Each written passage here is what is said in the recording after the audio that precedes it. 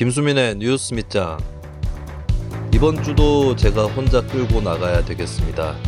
녹음이 없었기 때문에 일단은 저 혼자의 에피소드로 이어질 것 같고요. 지난주에 기초의원 2인 선거구 없애야 된다 방송을 내보냈습니다. 그 바로 전에 에피소드는 제목에 대구시장이란 말이 들어가죠. 대선에서의 지역별 표심을 분석을 했고 후반부에 대구시장 얘기를 집어넣었는데 제목에 대구시장이 들어가니까 조회수가 확 줍니다. 그리고 그 다음에 제목에 기초의원 2인 선거구 얘기 나오니까 바로 줍니다. 여기서 진짜 뉴스 밑장이 시작되는 게 아닌가 싶습니다.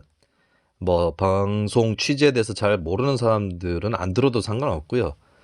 그리고 보면 조회수가 높은 에피소드가 딴 데서도 그런 주제로 들을 수 있는 그런 에피소드예요. 들었던 거 또 듣고 싶나요? 뉴스 밑장은 딴 데서 안 듣는 거, 못 듣는 거를 주로 방송하는 매체가 되려고 합니다. 청취자, 시청자 수 많이 필요 없고요. 그런 사람이 별로 없는 거 어떻게 하겠습니까? 역시나 제가 방송을 다녀보니까 기초의원 2인 선거구 얘기를 하는 데가 별로 없네요. 별로가 아니라 없습니다, 아예. 제가 주제를 만들지 않는 이상은 절대 다루지 않는다라고 하는 거고요. 제가 중요하다고 생각하는 거하고 사람들이 중요하다고 생각하는 게 크게 다른 것 같습니다. 근데 지나고 나서 보면 어느 쪽이 더 중요한 문제를 던졌는지 그거는 확연하게 드러나는 것 같습니다. 그러니까 하루하루 뉴스 다루면서 며칠 지나면 의미 없어지는 거에 그렇게 매달릴 필요가 있을까? 그런 생각들도 들어요. 그리고 뭐 사건 하나하나에 매달려가지고 정치 분석 한다? 그거 안 됩니다. 그렇게 해가지고 그게 바로 거꾸로 평론이나 비평이 문제를 만들어내는 거거든요. 그런 식으로 평론해가지고 뭐가 나아졌나요? 그래서 뉴스 밑장은 좀 크게 구조적으로 봐가면서 그렇게 방송을 해 나갈까 합니다. 어떤 분이 트위터를 통해서 의견을 올려주셨는데요. 요번에 기초의원 2인 선거구 폐지에 관련된 그런 얘기를 올려주시면서 하시는 말씀이 뉴스민 80%는 벌써 보고 들었고요. 이젠 익숙해져 잘 이해됩니다. 김수민 평론가님과 함께 하시는 기자님과 잘생 선생님도 무지하게 재밌더라고요. 언제나 파이팅 하셨습니다. 김수민 평론가님과 같이 하시는 기자님과 잘생 선생님. 기자님은 이 세 명 중에 천용길 기자밖에 없고 나머지 한 명이 잘생 선생님이라는 건데 맞습니까? 이창원 인디053 대표를 잘생 선생님이라고 맞나 이게? 네, 맞다 한들 이건 착시 효과가 아닌가 그렇게 생각이 됩니다. 자, 어떤 분은 제가 평론가로서의 소회를 담은 방송을 할 거라는 예고를 기다리셨는데 그거 조금 뒤에 하고요.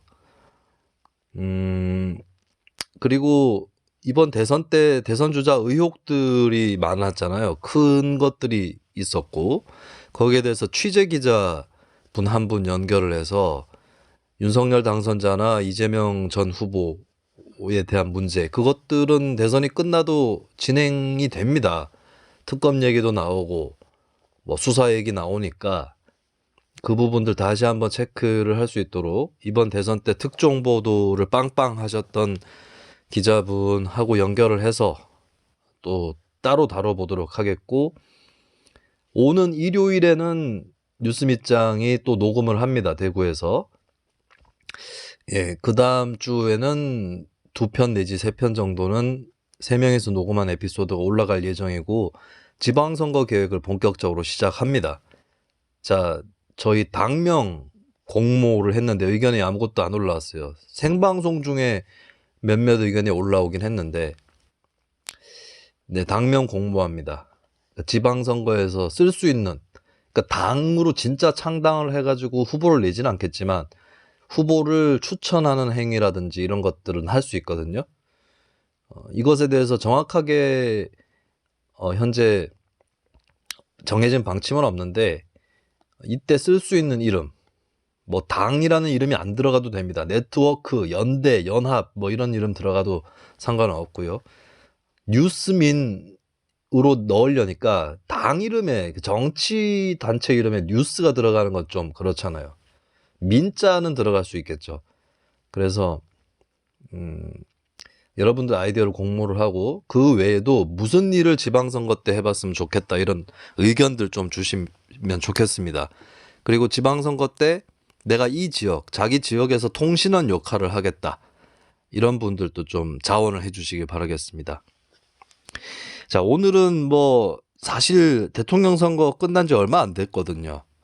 그게 뭐 이렇게 새로운 정부가 뭘 하느니 마느니에 대해서 좀 쉬었다 갔으면 좋겠다는 생각이 있었는데 이 사건이 터져버리네.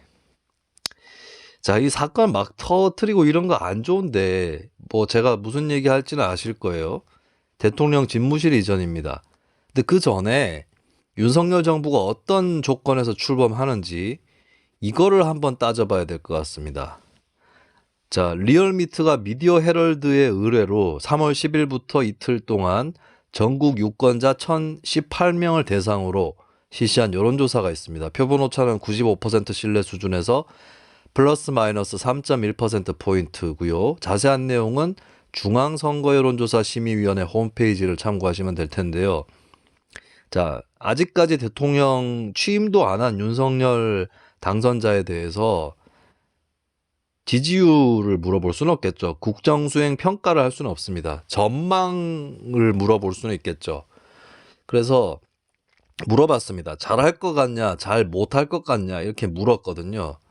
잘할 것 52.7%, 잘 못할 것 41.2%입니다. 3월 10일에 조사한 결과입니다. 대선 끝나고 직후에 조사한 거죠. 직후에. 자, 이게 어떤 의미를 갖고 있느냐? 잘할 것 52.7%, 잘 못할 것 41.2%예요. 역대 정부를 보겠습니다.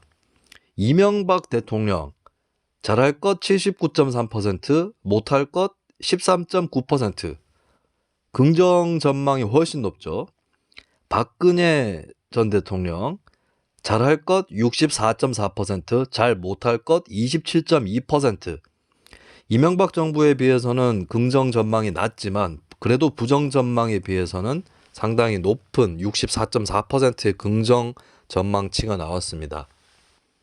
아마 이게 낮은 거는 박근혜 정부가 이명박 정부와 달리 이명박 정부는 정권 교체로 등장을 했고 박근혜 정부는 정권 연장으로 등장을 했기 때문에 이명박 정부에 반대하던 표심들이 박근혜 정부에 대해서 부정평가, 부정 전망을 하는 쪽으로 이어졌다라고 볼 수 있겠죠. 그럼 문재인 현 대통령은 출범 때 어느 정도 했느냐?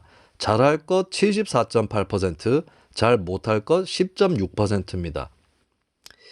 이것은 촛불과 대통령 파면에 이은 새 정부의 출범에 대해서 국민들이 좀 많이 지지했다. 이렇게 볼 수가 있겠죠. 자, 근데 여기에 비해서 윤석열 당선자에 대해서 긍정평가 52.7%, 부정평가 41.2%입니다. 긍정이 50%를 겨우 넘겼다고 하는 거. 이거는 자기 득표율이 48.6% 아닙니까? 별로 높게 올라간 게 아니죠. 그리고 이미 부정 전망을 하는 사람이 40%를 넘었어요. 자, 근데 여기서 끝난 게 아닙니다. 일주일 뒤에 다시 조사를 했습니다.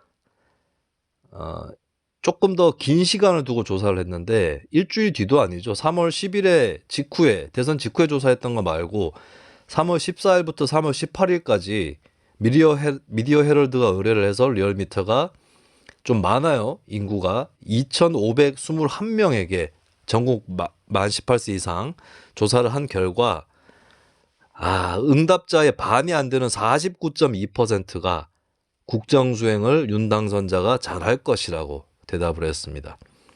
잘하지 못할 것은 45.6%. 그러니까 거의 50대 50처럼 나온 거죠.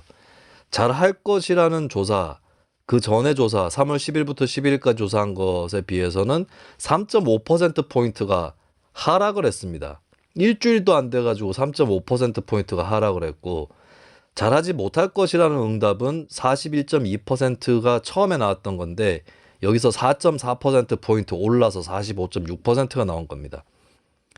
그리고 문재인 대통령 국정수행 지지도는 4.6%포인트 올라갔고요. 네, 선거 끝나자마자 4.6%포인트가 올라가 버렸어요. 그리고 민주당 지지율도 5.7%포인트가 올라갔습니다. 이러면 이거 윤석열 인수위는 민주당 비대위입니까 이게? 뭐야 이게? 야, 시작하자마자 50대 50으로 만들어 놓고 시작하냐고? 그것도 민주당하고 문재인 지지율까지 올려줘 가면서. 야, 이것도 참 민주당 다시 살아나나요? 이렇게 해가지고 또. 물론 이것도 좀 섣부른 전망이지만 이렇게 민주당의 재기를 도와주는 사람이 누가 있었느냐. 국민의힘이 지리밀렬할 때 정권 교체의 가능성을 열었던 사람이 윤석열이라고 볼 수가 있을 텐데, 이제는 정권 교체의 여론, 이 높은 와중에 딱 대통령이 됐는데 민주당의 지지율을 다시 올려주고 있는 이런 상황입니다. 자, 이거는 지지난 편에서도 분석을 했던 건데, 지지난 편이었나요? 지지난 편이 아니라 지지난 편이었던 것 같은데, 윤석열 당선자가 선거 막판에 선거운동 잘못했다고 얘기를 했죠. 그러니까 국민들을 되돌려 세우는 그런 선거운동을 했거든요. 뭐 민주당은 좌파 사회혁명 세력이라느니, 언론 노조는 민주당의 전위대 천병이라느니, 또 성인지 예산 가지고도 이상한 얘기하고, 자, 그렇게 해가지고 이재명이 뭘 잘해가지고 지지율이 올랐습니까? 윤석열 당선자가 올려준 거 아니에요. 자, 근데 취임하고 얼마 안 돼서 대통령 집무실 이전 말고 뭐 별 이슈가 있었는지 모르겠는데, 잘할 것이 50%가 안 되는 상황이 펼쳐졌다는 겁니다.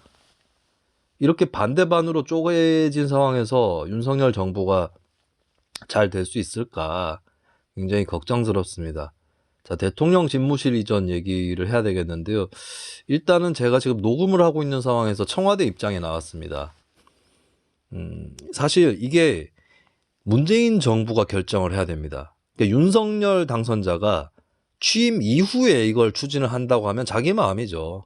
그 다음부터는 물론 마음대로 다 된다는 보장은 없지만 자기 재량입니다. 추진하는 것 자체는. 그러나 취임 이전에 하겠다면 정부가 아니기 때문에 현 정부에서 예산을 마련해줘야 되거든요. 자, 예비비 예산을 써야 됩니다. 예비비라고 하면 일반 회계에서 100분의 1 이내 예산을 용처를 정해두지 않은 채 예비비로 일단 묶어놓거든요. 이거는 무슨 일이 터질 줄 모르니까 그때 가면 써라라고 하는 예산이에요. 예비비에 딱히 정확한 기준은 없습니다. 일단은 기본적으로는 자연재해라든지 이런 것들에 대해서 대응하는 예산으로 쓰는 거죠. 예비비 문제는 제가 지방의원 할 때도 적절성에 대해서 논쟁이 자주 붙었던 그런 문제인데, 대표적으로 2010년에 구미시에서 코리아 오픈 태권도 대회를 유치한 적이 있어요. 근데 그게 본 예산에는 없었어요. 그러면은 정석적으로는 추가 경정 예산을 통해서 예산을 잡아서 대회를 개최를 해야 됩니다. 근데 그런 절차 없이 예비비에서 집행을 해버린 거예요.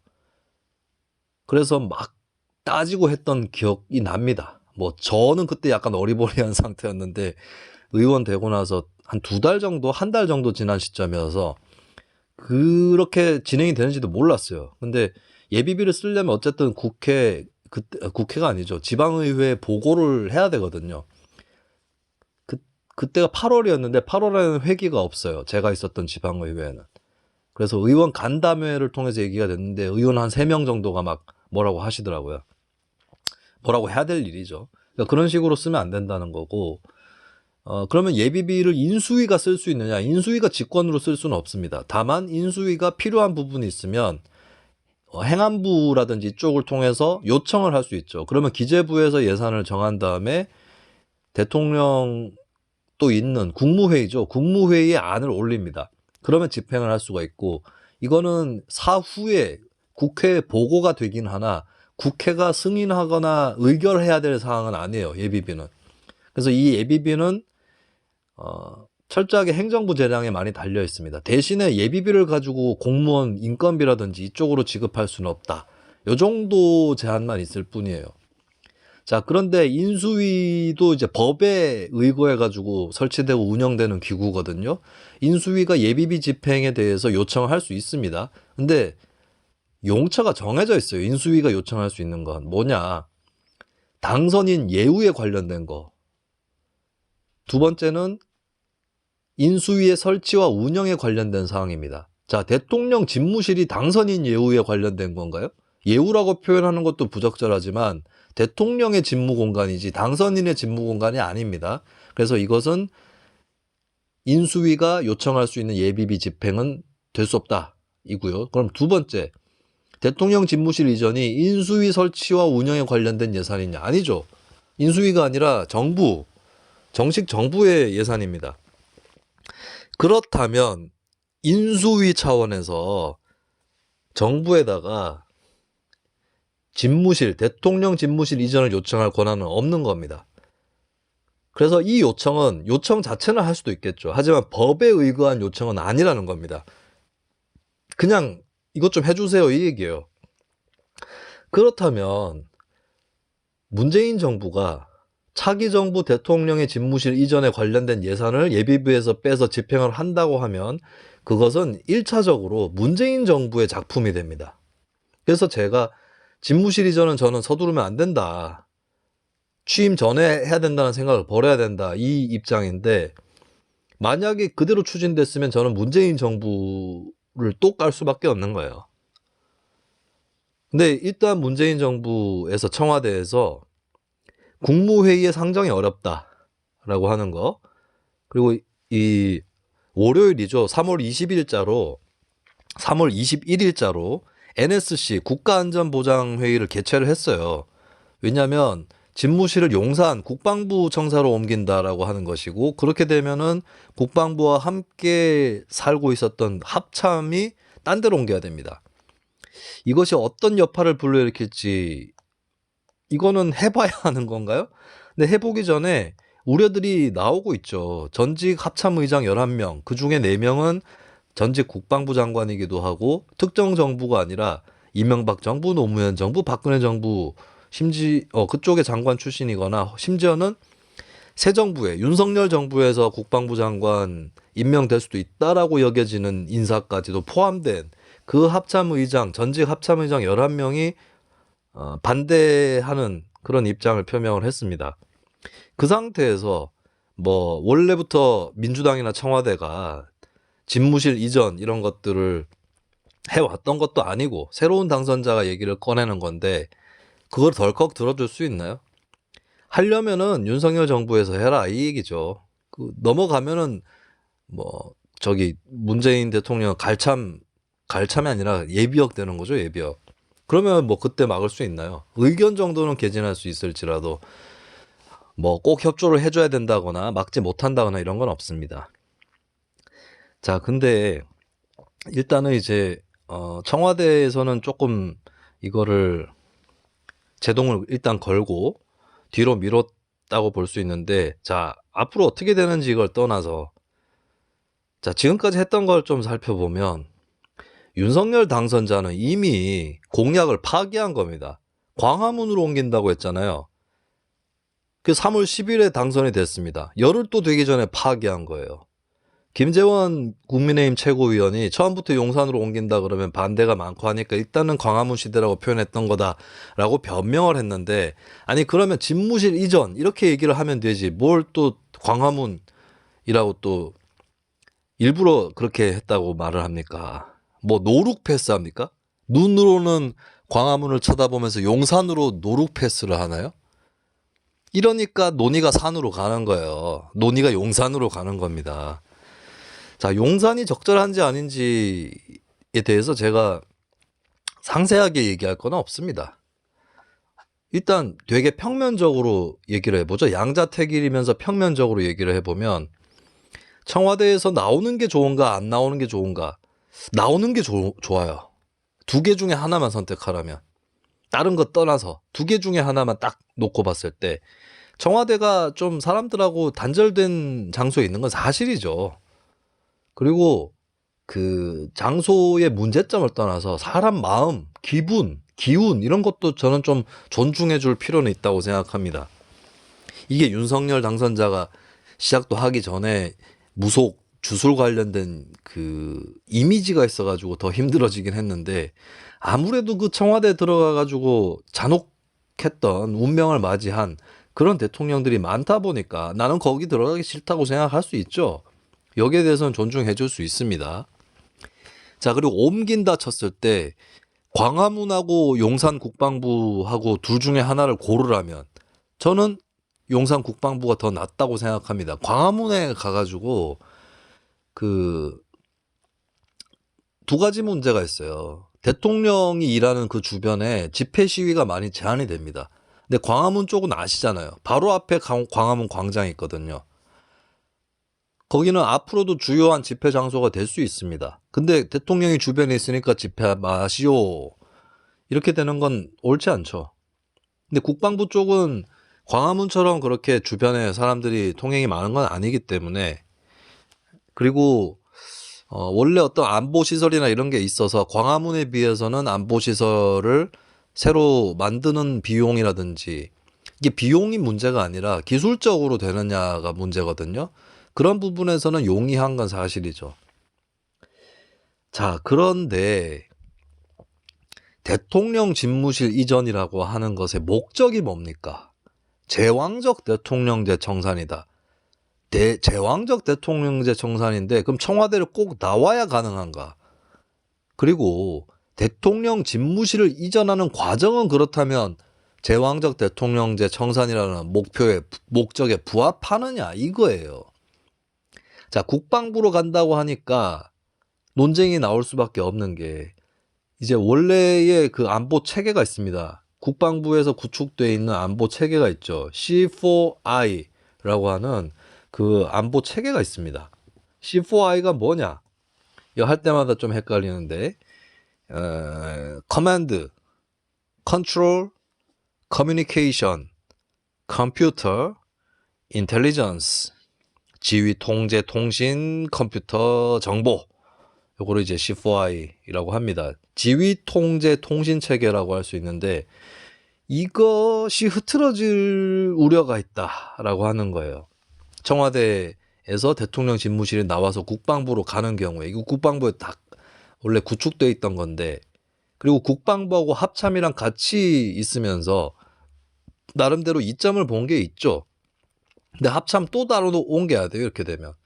그러니까 국방부하고 합참이 같이 살던 건물에 대통령이 들어오고 국방부가 조금 이렇게 엉덩이를 옆으로 옮기면 합참이 앉을 자리가 없기 때문에 합참은 딴 데로 가야 됩니다. 뭐 남태령으로 간다. 이게 유력하게 나오는 시나리오죠. 그럼 합참 건물도 지어야 되고요. 그거를 한간에서는 2,200억 원 정도 든다라고 얘기하는데 한쪽에서는 또 1,000억 원 정도라고 얘기를 합니다. 근데 다시 말씀드리지만 비용이 중요한 게 아니라 그보다 더 중요한 건 시스템이에요. 시스템. 이 국방부 시스템이 어떻게 달라지느냐. 또 달라지는 과정에서 해킹이라든지 고장이 난다든지 이런 우려가 없는지 이것에 대해서 따져봐야 된다고 하는 게 군사 전문가들 상당수 적지 않은 사람들이 피력했던 의견이에요. 그리고 청와대에 배치되어 있는 그 군사용 시설들이 전략자산이나 이런 게 있습니다. 패트리어트도 있고 이거를 용산으로 또 옮겨와야 되거든요. 이걸 감안했을 때 이게 여러 사람들의 의견을 들어봐야 된다라고 하는 거는 상식 아닙니까? 그리고 결정적으로 민주당이 아무리 꼴 보기 싫어도 민주당 국회의원들은 국민의 대표자들이에요. 그리고 제가 누누이 강조하는 거지만 대통령제 국가에서도 대통령보다 국회가 권한이 더 강합니다. 보장되어 있는 거는 실제로 쓰는지를 떠나서 대통령은 국회가 탄핵시킬 수 있지만 국회가 대통령에 의해서 해산되지는 않습니다. 대통령제가 그렇잖아요. 그 국회를 패싱해가면서 해야 되는지. 자, 문재인 정부의 문제가 뭐였습니까? 여러 가지 문제 중에 하나가 국회 패싱이었거든요. 문재인 대통령이 대통령 되고 나서 막 그 세월호 때 순직한 교사분들 순직 인정되는 거 이거를 시행령으로 만들어서 인정되도록 했습니다. 그러면서 몇 가지 시행령들을 막 날렸어요. 자, 이것이 정치에 그렇게 좋은 솔루션이 아닌 게 법으로 해결하는 게 제일 맞죠. 시행령이라고 하는 거는 행정부의 대통령이나 수장이 독주를 할 수 있는 부분이거든요. 이게 박근혜 정부 때도 문제가 됐던 거 아닙니까? 박근혜 정부 때도 시행령, 독주 이런 논란 때문에 국회에서 시행령을 포함한 정부의 행정입법이라고 불렀습니다. 명확하게는 이게 입법이 아니죠. 입법을 하고 나면 그 하위 단위에서 시행령 하거나 만들거나 뭐 시행규칙, 훈령 이런 것들 만드는 거 아닙니까? 근데 이것들을 행정부 재량에 있다 보니까 이 시행령이 통제가 안 되고 어떤 시행령들은 법의 범위를 넘어서거나 저촉되는 그런 시행령까지 생기는 겁니다. 그래서 국회에서 그때 국회가 시행령을 통제할 수 있는 국회법을 만들었는데 박근혜 당시 대통령이 거부권을 행사했어요. 이게 얼마나 나쁜 사태였냐면 여야 합의로 만든 겁니다. 그때 이 합의의 주역이 여당 쪽에서는 김무성 대표하고 유승민 원내대표였죠. 이 사람들 나름대로 생각이 있어서 만든 거예요. 왜냐하면 유승민, 김무성은 적어도 대통령이 함부로 여당이나 국회를 흔들면 안 된다라고 생각하는 건 있기 때문에. 근데 박근혜가 여기에 거부권을 행사를 해버리고 거부권을 행사한 법안은 국회에서 재의결을 해줘야 되는데 찬성이 3분의 2가 넘어야 돼요. 근데 대통령이 거부권 행사해버리니까 여당 내에서도 아이고 못하겠네 이렇게 된 거 아니에요. 이런 식으로 국회를 무시한 거 이게 저는 박근혜 정부 몰락의 한 신호탄이었다고 보는데요. 자, 이런 문제를 겪었으면 문재인 정부가 바꿔야 되는 거 아닙니까? 근데 문재인 정부도 시행령으로 독주하는 문화를 또 만들어내서 그때 자유한국당이 시행령 독주한다, 우회 입법이다, 국회 패싱이다 이런 논란이 일어났어요. 자, 그런 불만을 갖고 있던 당시 야당이 이번 대선에서 국민의힘이라는 당명을 달고 이겨가지고 정권을 다시 가져가는 거 아닙니까? 그러면 자신들에게 불명예스러운 역사를 제공했던 박근혜 정부나 또 자신들이 반대하면서 그토록 지난 5년간 싸워왔던 문재인 정부하고는 다른 국정 운영을 해야 되는 거 아니겠습니까? 자, 그러면은 대통령 집무실 이전 문제는 어떻게 결정해야 됩니까? 시민과 소통, 전문가와의 협의 이런 것도 중요하지만 가장 중요한 것은 한국 민주 헌정의 중심 기관인 국회와의 협의예요. 이게 법적으로 딱 규정은 없기 때문에 행정부가 결심을 하면 대통령 집무실 이전 추진할 수 있죠. 근데 자, 인수위가 행정부냐고요. 인수위가 지금 행정부도 아닌데 2달 뒤에 행정부에 출범을 하는 것일 뿐인데 벌써부터 이걸 추진하려고 하고 예산도 문재인 정부 보고 내놓으라 그러고 국회 말도 씹어요. 심지어 잘못하면 국민의힘 내부 인사들의 우려도 씹게 생겼습니다. 지금 예를 들어서 지금 국회의원은 아니지만 윤희숙 전 의원도 이게 그렇게까지 서둘러야 될 일이냐 얘기를 하고 있고. 자, 언론 중에서 보수 언론이 이제 민주당보다는 윤석열 인수위랑 가까울 거 아닙니까? 국민의힘에 가깝고. 근데 보수 언론 또 사설 써가지고 이 소통 부재라든지 이런 것들을 나무라고 있습니다. 안보에 대한 걱정도 보수 언론에서 많이 피력을 하고 있고요. 자, 이런 식으로 충분한 동의와 공감대가 없이 진행되는 사업을 가지고 제왕적 대통령제를 청산하는 목적이 있다라고 얘기할 수 있겠습니까? 이 자체가 지금 제왕적 대통령제 같은 그런 행동을 하고 있는 거 아니에요. 국회랑 왜 협의 못합니까? 논쟁할 게 있으면 직접 나서서 설득을 하든 제압을 하든 해야지. 그냥 우리가 새로 출범했고 이게 주요 공약이니까 하겠다 이런 태도로 되겠어요? 그리고 이게 뭔 주요 공약이야 이게. 예?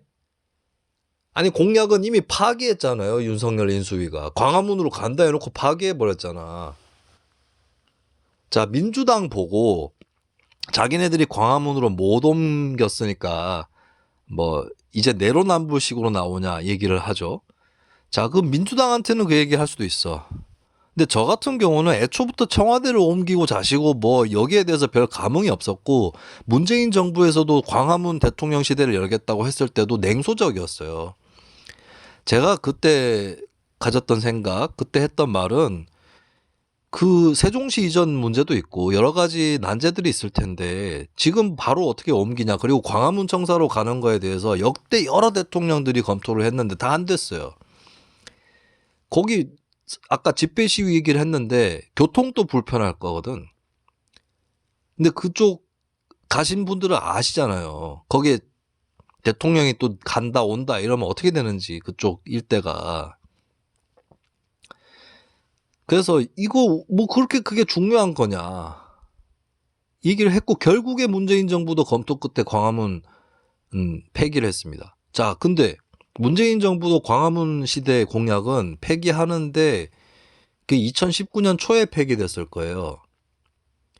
그러면은 취임을 하고 2017년 5월에 취임을 했으니까 1년 반 정도 걸린 거 아닙니까? 윤석열 인수위는 정부도 아니고 인수위 단계에서 당선 열흘도 안 돼서 취소했잖아요. 그 내로남불은 나는 그때도 냉소적으로 봤기 때문에 저 같은 사람한테 할 말은 아니라고 보고요. 자, 그리고 제왕적 대통령제 청산은 예를 들면 오스트리아식 대통령제를 한다. 오스트리아는 사실상의 내각제입니다. 내각제인데 대통령이 권한을 갖고 있어요. 하지만 잘 휘두르지 않습니다. 대통령이 법안 거부권, 장관이나 강요, 총리에 대한 임명권, 의회 해상권도 있나? 그리고 조약 체결권 여러 가지 갖고 있는데 실질적으로는 국회와 내각이 정치의 핵심에 있죠. 대통령은 정치적 소방수로 분류합니다. 자, 그 정도의 대통령이면 청와대 그냥 있어도 아무 상관없습니다. 그냥 지켜만 보고 있어도 돼요. 그 대통령은 비상시 개입의 존재잖아요. 잘 지켜보고 있으면 됩니다. 오히려 정치권하고 거리를 좀 띄우고 있어도 돼요. 그 여기서 얘기한 정치권은 특히 국회를 얘기하는 겁니다. 자, 그렇게 권력 구조가 바뀌면 청와대에 있든 말든 상관이 없습니다. 자, 근데 권력 구조 못 바꾼 거 아니냐? 그러면 지금 체제에서라도 뭔가 해야 되는 거 아니냐? 오케이예요. 미국 백악관의 웨스트윙과 같은 집무실 얘기를 합니다. 이 얘기는 정말 쉬지 않는 떡밥이에요. 노무현 정부 때부터 얘기 나왔던 거예요, 그건. 이명박 때도 나왔을 거고 문재인 대통령 때도 나왔습니다. 자, 비서하고 대통령이 대면을 해가면서 일을 해야 된다. 가까운 거리에 있어야 된다. 자, 그거는 이미 문재인 대통령이 비서동으로 집무실을 옮기면서 실현이 된 거예요.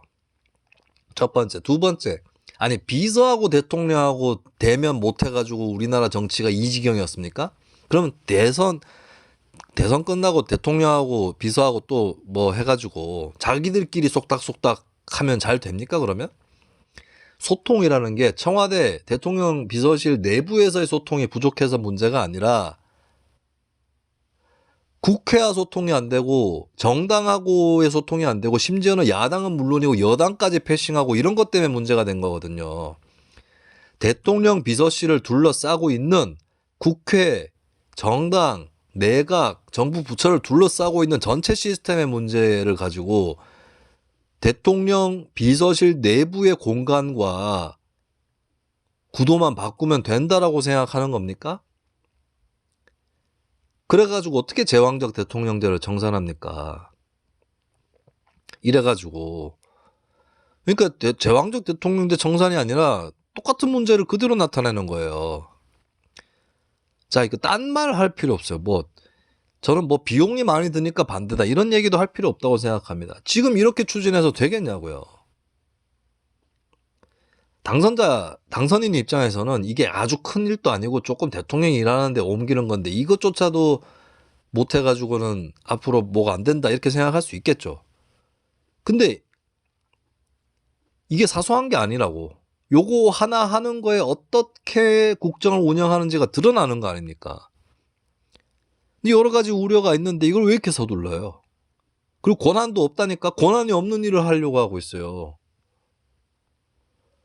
그리고 저는 말이 안 되는 게 한 번 들어가면 못 나온다고 얘기하는 것도 말이 안 되는 겁니다. 진짜 그렇게밖에 못하는 거면 하지 마세요. 한 번 들어오면 못 나오는 그 정도의 실력을 가지고 어떻게 이걸 추진한다는 말입니까?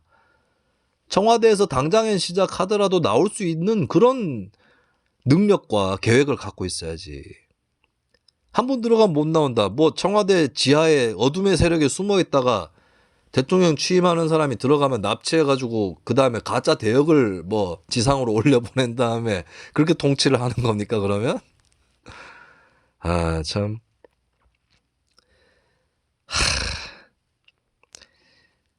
그리고 청와대를 국민에게 돌려드리겠다. 그러면서 김은혜 당선인 대변인이 봄꽃이 피기 전에 야 이거 어디서 많이 들은 말인 것 같더라고. 봄꽃이 피기 전에 이런 표현은 어디서 나온 걸까? 예전에 탁현민 씨가 청와대 그만둔다고 했을 때 임종석 당시 대통령 비서실장이 말렸죠. 그러면서 하는 말이 첫눈이 올 때쯤에 놓아드리겠다. 야 이게 첫눈 대 봄꽃이야 뭐야. 아니 전체 과정에서 문재인 정부와의 차별점이 뭔지 모르겠어요. 문재인 정부가 광화문 시대 노래를 불렀던 거나 이번에 그 용산으로 가겠다고 취임하기 전부터 옮겨놓고 취임을 거기서 하겠다고 하는 거나 뭐 그렇게 달라요. 공간이 의식을 지배한다고요? 지배가 됐어.